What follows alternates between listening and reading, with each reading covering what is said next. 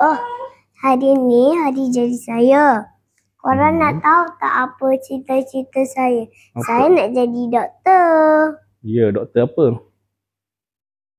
Doktor jaga yang macam contohlah budak-budak yang macam Muhammad ke yang boleh main ni, yang macam baby boleh main, macam 6 tahun. Kalau dia sakit, saya teman dia main. Okey, siapa yang awak kenal menjadi doktor budak-budak? Aunty saya, Nama dia apa? Aunty Moon. Oh. Birthday awak bila? Hari ni Ya, awak dah dapat hadiah apa? hadiah dapat wish je. Lagi? Hadiah tak ada dapat? Tak ada orang bagi hadiah?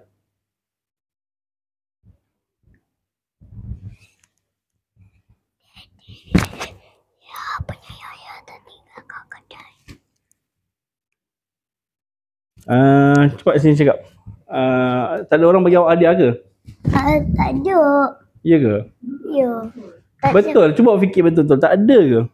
ada, tapi hadiah dia orang belum sampai. Yang dah sampai?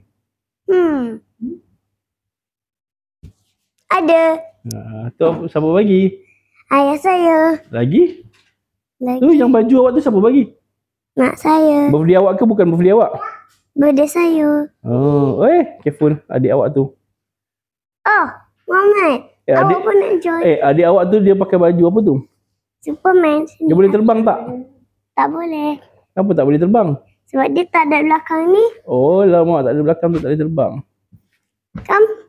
Tengok ni, dia sayang saya. Okey. Awak.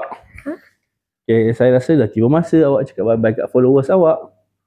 Okay, bye. Don't forget to subscribe di channel Ting Ting Ting. Mama, Happy birthday. Happy birthday. Let's party. Yay!